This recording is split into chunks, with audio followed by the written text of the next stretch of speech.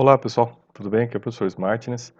E dando uma continuidade aos nossos estudos aqui sobre Direito e Tecnologia, hoje eu vou falar de um assunto que eu já falei no passado aqui no canal, faz um bom tempo, né? Sobre testamentos na blockchain. Então, naqueles primeiros vídeos que nós fizemos lá atrás, né?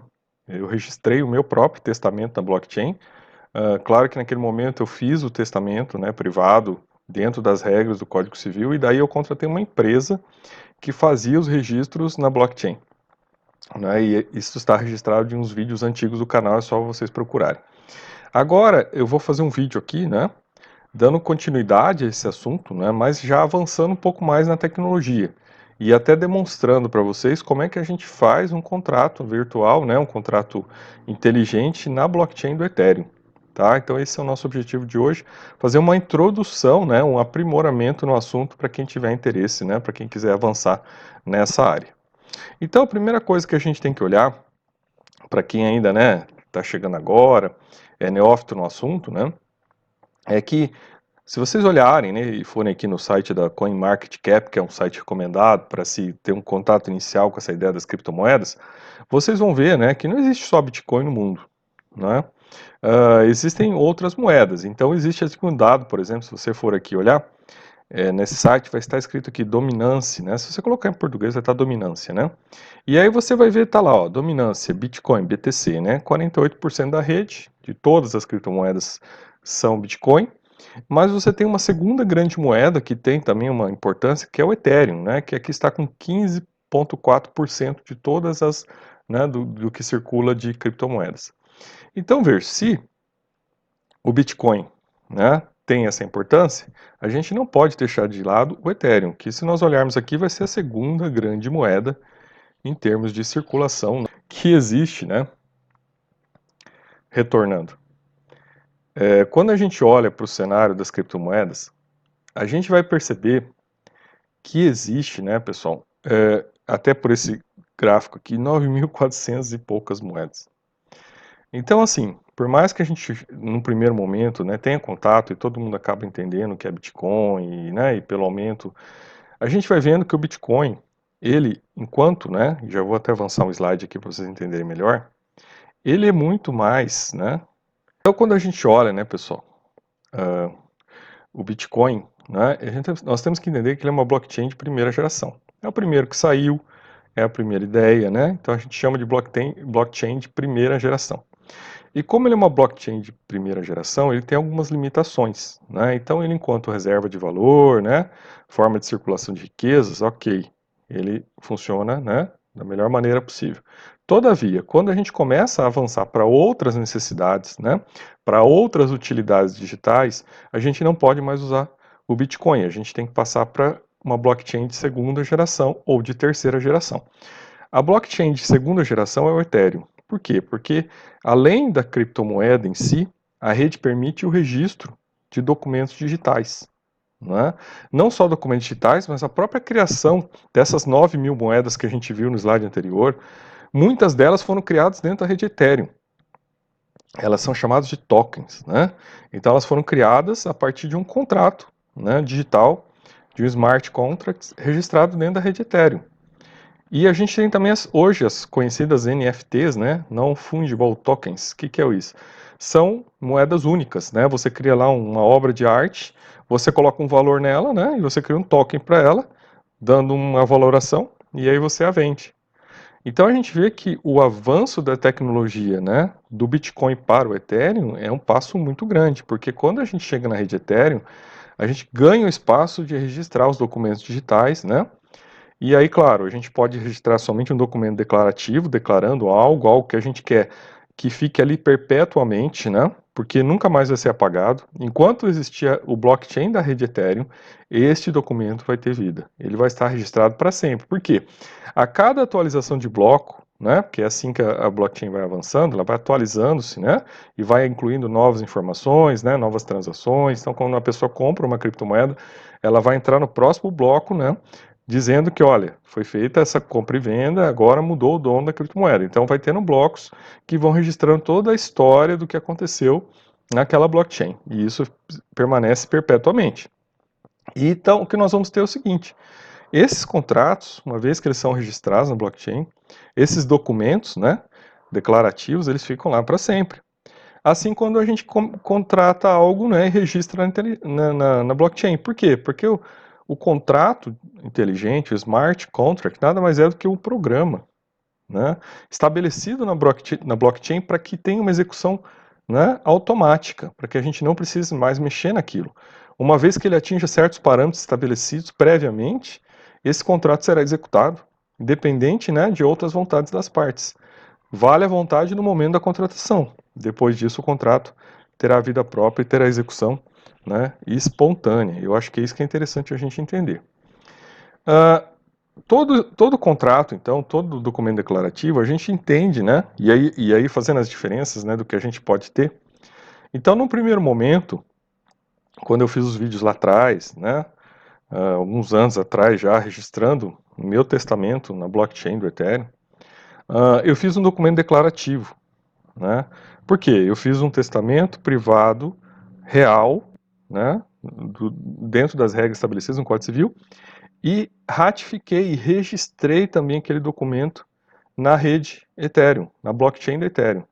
Então esse documento vai ficar lá permanentemente para sempre.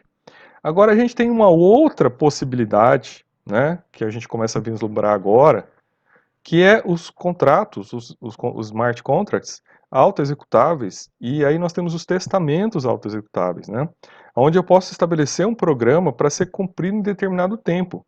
Então, por exemplo, eu posso alocar, né, bloquear uma quantidade de criptomoedas na rede, deixar essas criptomoedas bloqueadas na rede para que elas sejam liberadas para alguém em um determinado tempo futuro.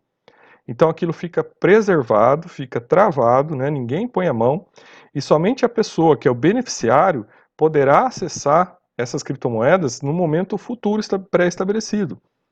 Então isso é um testamento autoexecutável, né? Então a gente tem essas duas possibilidades hoje se a gente tem interesse em fazer um testamento na rede Ethereum, né? Claro que a gente pode ter outras redes que forneçam o mesmo serviço, por exemplo, o Ethereum Classic, né? A BNB e futuramente a Cardano, né? Que é chamada de uma blockchain de 3.0, mas que ainda não está com os smart contracts operacionais neste momento de gravação deste vídeo, né? Por isso que a gente está trabalhando ainda com a questão do Ethereum, né? E aí até corrigindo aqui um errinho aqui, tá? Então assim, hoje o que é viável, o que já está operacional neste momento de gravação deste vídeo, são os testamentos, né, digitais declarativos, né, ou auto-executáveis na rede Ethereum ou no Ethereum Classic, tá? Que são os mais recomendados para se fazer esse tipo de atos. Quando a gente olha, né, lá no Código Civil, a gente vai ver lá que no artigo 1876 há essa possibilidade de fazer o testamento particular, né? O testamento particular pode ser escrito de próprio punho ou mediante processo mecânico, né? Se escrito de próprio punho, são requisitos de responsabilidade seja lido e assinado por quem escreveu na presença de pelo menos 3 testemunhas que devem subscrever. Em circunstâncias excepcionais declaradas na cédula, o testamento particular de próprio punho e assinado pelo licitador, sem testemunhas, poderá ser confirmado a critério do juiz. Então, claro, naquela época, a gente fez um testamento, né? Fez mediante processo mecânico, mesmo assim utilizou as testemunhas, né, para verificarem, para acompanharem, e depois registrou na blockchain. Isso tudo para que se garanta a validade, porque um dos problemas do testamento particular é que ele é feito em instrumento particular, ou seja, ele é feito num documento particular sem registro de escritura pública. Se esse documento se perder, ou se ele for rasurado, né, você não tem mais a validade dele. Se esse documento se perder, se esse documento for rasurado, né, se esse documento tiver um rompimento, né, ele não vai ser considerado, né, porque o próprio Código Civil traz essa ressalva. Então, para se garantir a legitimidade, para se garantir a operabilidade desse contrato, a gente passa então a registrá-lo na blockchain, né, e aí a gente tem as margens, né, no artigo 1879, assim como, né, outros requisitos para testar a validade do testamento, tá? Eu vou mostrar para vocês agora, no próximo slide aqui, como se faz, se a gente for olhar aqui, isso aqui é uma interface de programação no Ethereum, e esta é uma programação de um contrato, né, declarativo, de um testamento declarativo. Então veja assim que em termos técnicos, né, para você fazer uma programação, né, na linguagem do Ethereum, do Solidity, não é algo difícil, né? É algo facilmente dominável. Se vocês olharem aqui, isso aqui não tem nenhuma dificuldade de ser feita. O que tem a dificuldade, sim, e aí, claro, é um passo seguinte, é você fazer um testamento, um programa autoexecutável. Isso sim já exige, né, algum acompanhamento técnico. Mas se você for fazer somente um ato declarativo, né, você pode fazer dentro dos requisitos do Código Civil e depois fazer o registro na rede Ethereum, né, seguindo os passos de uma programação básica como essa, né, meramente de anexar o documento na rede, né, e aí você tem que pagar lá as taxas, né, dos mineradores para que aquilo suba na rede, mas uma vez feito isso, o documento estará lá para sempre. Então veja que não é difícil fazer um testamento declarativo, um testamento privado, né, e fazer a declaração dele na rede Ethereum e mantê-lo lá como algo estável e permanente na blockchain, tá? O que há dificuldade é sim quando a gente passa a querer fazer um testamento autoexecutável. E aí, claro, né, gente, por que eu faria então um testamento autoexecutável, né? Aí tem as vantagens do testamento autoexecutável, né?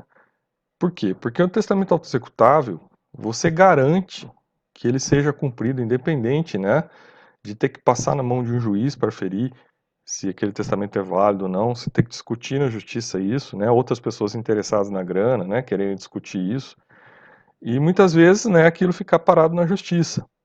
Então, quando você cria um testamento privado autoexecutável dentro da rede Ethereum, não há mais discussões, né? Você tirou o Estado da jogada, você tirou o judiciário, você tirou o Estado, ninguém mais vai poder interferir nesse testamento, né? Então você vai criar algo na rede, né? É um programa de execução automática, né? E ele vai estar preparado para ser executado em um determinado momento no tempo a favor de alguém, né? Então você já vai definir quem vai ser o herdeiro, quem vai receber aquela grana, quando, né? E aí você vai relacionar a carteira da pessoa ali, a carteira do beneficiário, carteira digital, né? Então a pessoa tem que saber, ela tem que ter aquela carteira, né?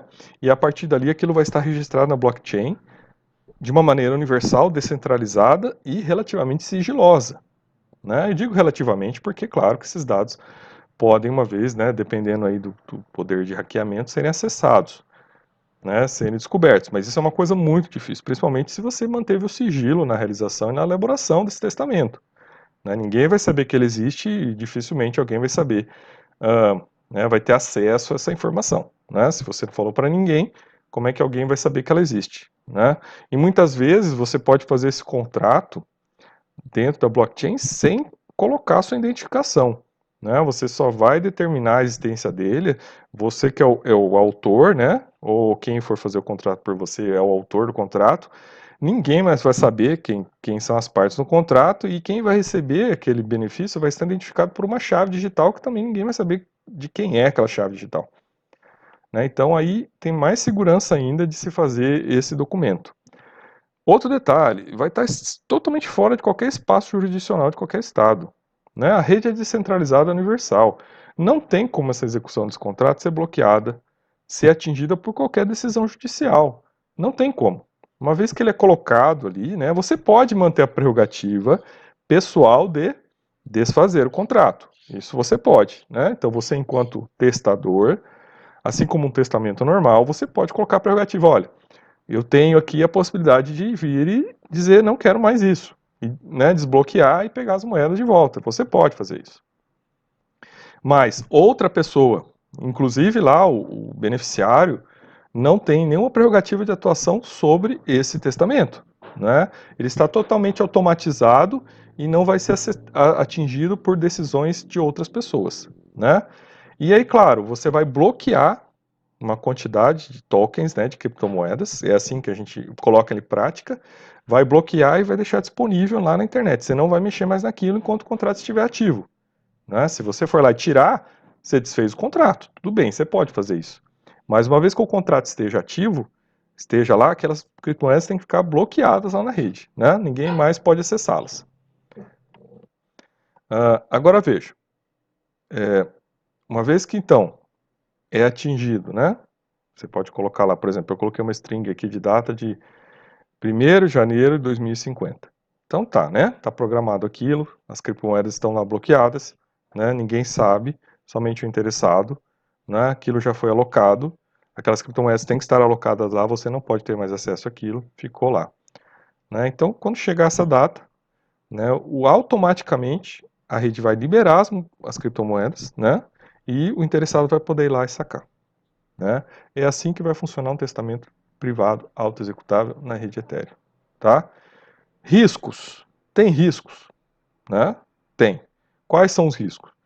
O risco 1 é da rede Ethereum não existir mais até lá, né? Claro, é um risco pequeno, mas ele existe, né? É a segunda maior blockchain atual, né? Com perspectivas de evolução, de melhoria, tem um roadmap. Roadmap são as perspectivas, né? Aquilo que se programa para a rede no tempo. O roadmap tem várias programações, né?